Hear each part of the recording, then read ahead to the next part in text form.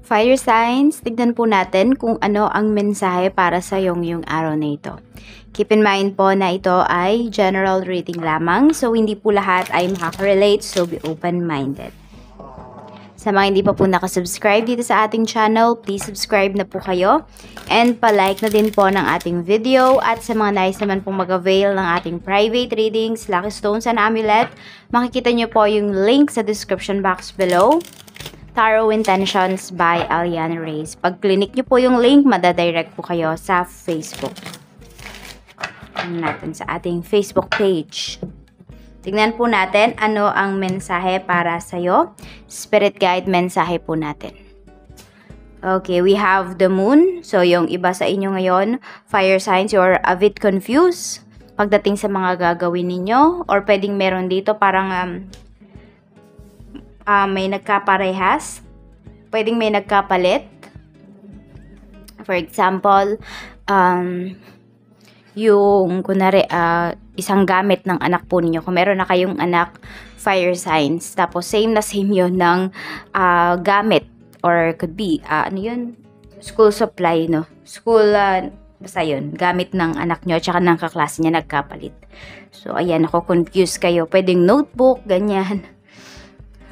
Tingnan natin kung ano pa. So, basta yung iba po sa inyo ngayon ay nako-confuse kayo. Pwede rin na hindi nyo makontrol yung emotions niyo. Could be you are emotional ngayong araw. So, tignan po natin ano pa ang mensahe. Dimitri, ayan ka na naman. Oh, Pepe.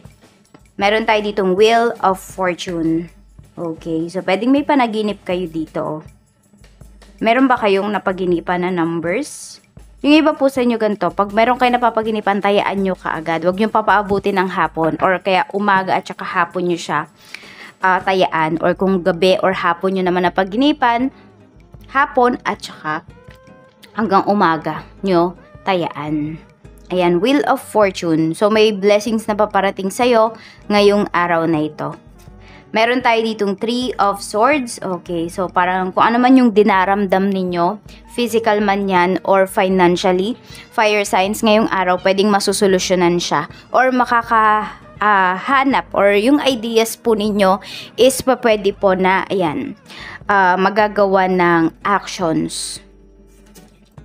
Meron tayong 4 of Cups. So may pagkainip din kayo na nararamdaman dito. Maaring meron kayong mga hinihintay. Tapos ayan, no, tignan nyo, parang alam mo yung inip na inip ka, tapos may biglang i-offer sa'yo si universe. So talagang malilift lahat ng problems mo dito, fire signs ngayong araw. Tignan po natin kung ano pa ang mensahe. What is the moon? Spirit guide, ano po ang the moon? Ano po ang ibig sabihin?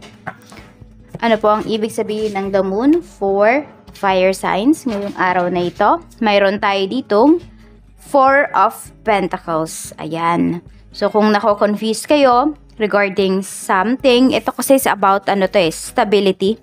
This is regarding about finances, ganyan po. So, pagdating sa pera, yung iba sa inyo, more on, ito talaga yung inyong pinoproblema ngayon, fire signs, yung inyong kaperahan. So, 4 of Pentacles in reverse, tapos the moon. So, yung iba po sa inyo is pwede na, ito, nagbayad ba kayo ng utang? Kasi may tinapos kayo dito. Ayan po, or may nagbayad sa inyo ng utang. Kaya naman ito, sabi ko nga sa inyo, may ma-uplift dito, ay may malilift dito na problems po ninyo regarding money. So, pwedeng may nagbayad na sa inyo dito. Pwedeng napaginipan nyo yan. Oo, yan. So, 4 of Pentacles. Pwede rin na mayroong magbibigay po sa inyo dito ng money.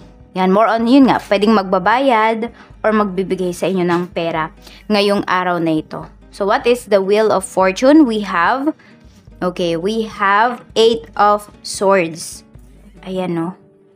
So, labas ka daw talaga sa comfort zone mo ngayong araw na ito. Kung tataya po kayo ngayon, mas maganda daw kung random numbers yung tayaan ninyo. 8 of Swords. Parang ito din, hindi na kayo magbubulag-bulagan. Fire signs. What I mean is, yung mga gusto nyo talagang gawin, yung mga gusto nyo pagfokusan, at yung alam ninyo na magbibigay po sa inyo ng growth, pwedeng pagfokusan nyo na talaga yun. Talagang, lalabas na kayo sa comfort zone po ninyo. Parang wala na yung, tapos na yung bulag-bulagan stage ninyo, yung manhidan stage. Meron po tayo ditong the Tower in reverse. So, 3 of Swords. Okay, so yung iba po sa inyo kasi, ito, kahit na meron kayong pinipigilan, could be your emotions na ngayong araw na to, pwedeng marirelease at marirelease nyo talaga yung emotions na nararamdaman ninyo. Or yung sakit po na nararamdaman ninyo. Fire signs, ayan, we have the Tower. So, pwede kasi na meron kayong pinaprocrastinate, pero, yun. Sorry po, we have 5 of Swords, okay. So, ayan, no, merong gulat factor. Masyashock yung iba sa inyo sa marireceive ninyo na message, na blessings ngayong araw na ito. So, very unexpected but timely yung message na marireceive po ninyo.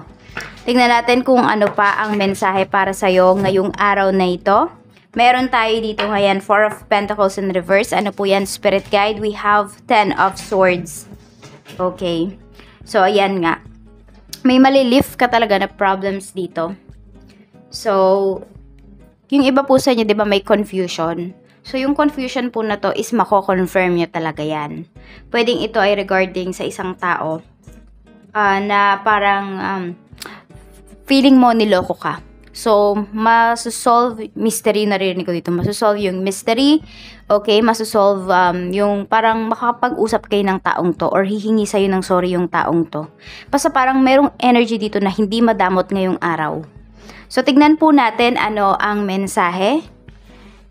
Spirit Guide, ano pa po ang mensahe natin? Mayroon tayo ditong the Emperor in reverse. We have 8 of Swords. Okay. So, meron naman dito is pagdating sa kaperahan. Ayan nga, pagdating dito sa mga gustong subukan. Medyo may pinanghihinaan ng loob. Ayan. Pwedeng meron dito laging kontra sa'yo na tao. Parang lahat ng sinasabi mo kinokontra niya, parang, di ba, ikaw positive, siya negative, parang ganun. O kaya naman, ikaw yung nagiging negative dito, siya positive. So, ganun yung nangyayari. Meron tayo ditong the High Priestess in reverse na naman. Okay, so ito po. Marami pa kayong hindi alam, fire signs. So, parang sinasabi sa inyo dito ni Universe na kailangan matuto kayo dito. May tinuturo sa inyo yung delays na nararanasan ninyo ngayon. So, ayan po, the High Priestess in reverse. So, hindi kayo kumokonect talaga sa sarili ninyo. I mean, yes, kilala nyo yung sarili ninyo. Pero may mga parts of yourself na pwedeng tinatago mo. Ayaw mo siyang i-release. Natakot yung iba sa inyo na maging magaling talaga kayo sa isang bagay. Merong blockages yung iba sa inyo, kaya ganyan yung nafe-feel ninyo. Kasi marami sa inyong mga fire signs na nababasahan ko, nare-read ko. Palaban talaga yung energy. Pero yung iba sa inyo is meron kayo ditong pinipigilan na skills, ganyan. Kasi alam niyo na ang galing-galing nyo dun sa, yung pag pinili nyo yung, ano na yon, yung aspect na yon or yung career path na yon, napakagaling nyo talaga. Magbo-bloom, magiging successful kayo dyan. Pero may pinipigilan kayo dito. Parang meron kang ayaw masaktan, fire signs. What is 5 of Swords? We have Justice. Okay, parang feeling mo dito, napaka-unfair ng mundo, napaka-unfair ng mga tao para sa'yo. Pwedeng meron ka kasing matagal nang hinihintay. Tapos parang ngayon nga, hindi mo na yan hinihintay. Parang nilet go mo na, tsaka pa siya dumating. So, sabi ko nga sa'yo, parang unexpected but timely. Ibig sabihin, ngayon mo talaga yan kailangan fire signs. Hindi lang dahil sa pinapahirapan ka ni Universe, kaya lang niya ibibigay sa'yo yan. Tignan natin kung ano pa ang mensahe for you. Spirit Guide. Ano pa po ang mensahe natin?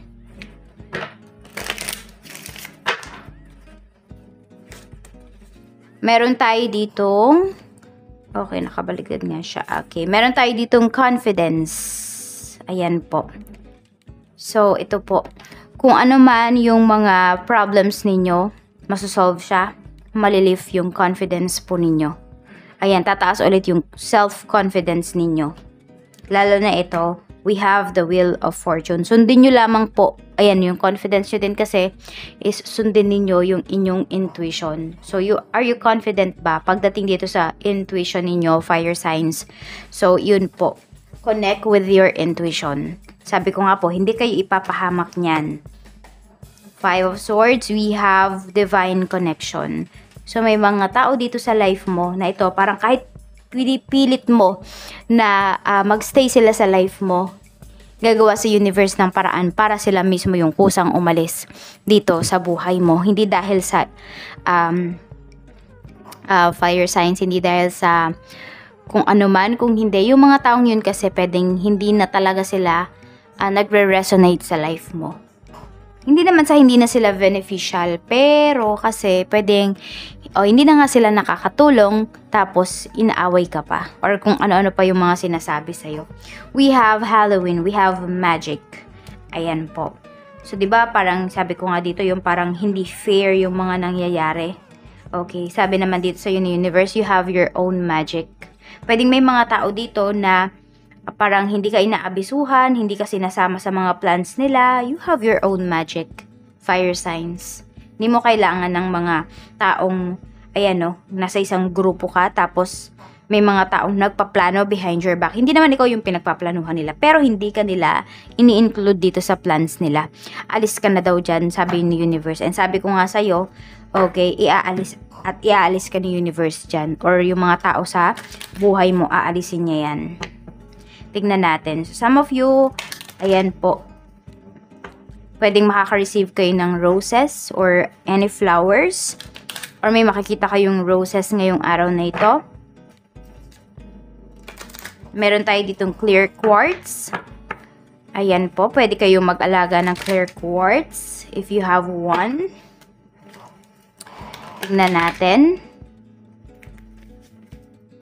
Angel message po natin, spirit guide for fire signs ngayong araw na ito. We have clairvoyance.